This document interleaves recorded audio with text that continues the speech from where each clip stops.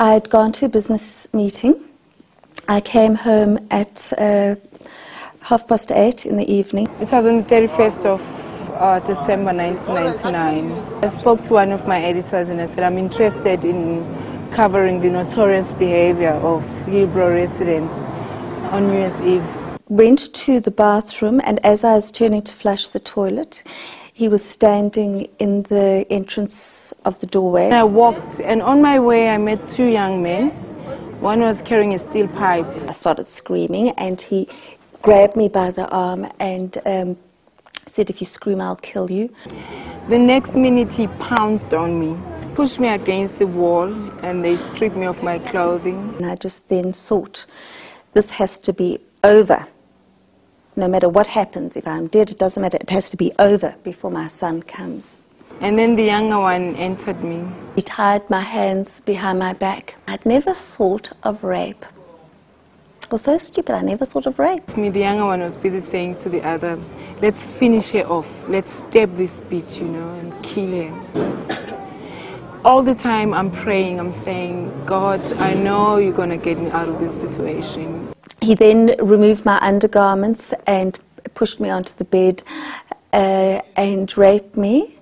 At one stage during the rape, he was battling because I was very dry, and he was battling to get a full erection. I said, it's not your fault, it's not your fault, it's my fault, it's my fault, because I thought I have to soothe him, I have to make him feel that I'm not judging him or anything like that, because if I do, he's going to kill me. And you know what, Tracy, I always carry condoms, but that night I didn't carry a condom. I waited until I heard him leave. One hand was still tied behind my back. I couldn't manage to move, and I didn't realize at the time that I'd been stabbed. I had surmounted all my strength and pushed him away. And then I just ran naked into the street. Then I said, I've got to phone my doctor, I've got to phone my doctor, I've got to get AZT, I've got to make sure I don't have AIDS. I slept. At 5 I was up.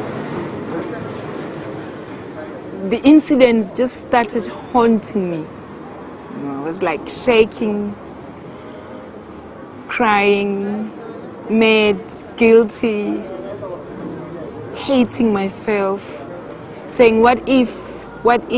To get the drugs on that night, it was outrageous. It was incredibly difficult, and just started screaming at people.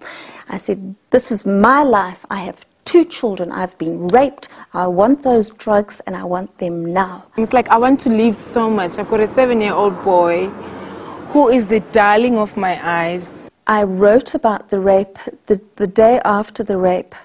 I started writing about it. In South Africa, 1 in 2 women is raped at least once in a lifetime. 75% of us are gang raped. You are more likely to be raped by anything from 3 to 30 perpetrators. Rape does in terms of not only an invasion on our privacy, but the tremendous fear that we go through thinking that we're positive. I'm due for my last test, my 1-year test. I've been procrastinating. I'm tired of being poked, Tracy. You know, whenever I go for my HIV test, I cry. We've got something called subtype C in South Africa, which is the easiest to get and kills the fastest. With adults, you'll usually live for about 5 years.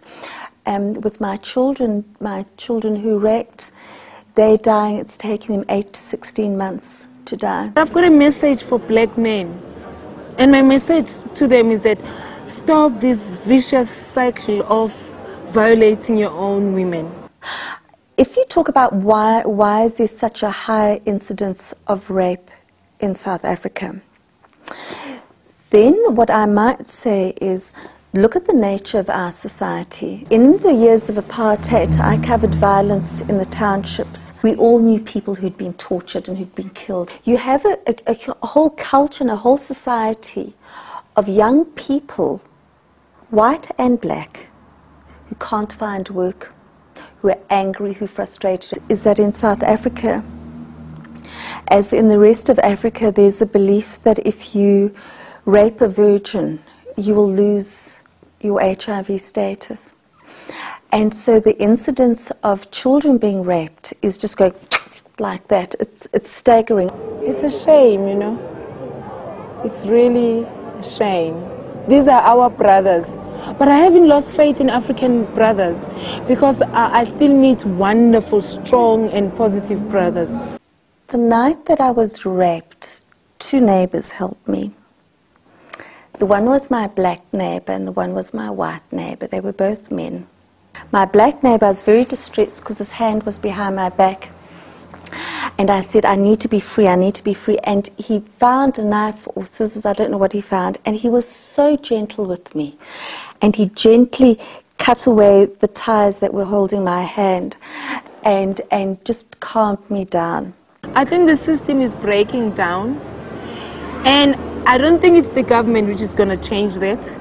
I think it's the women.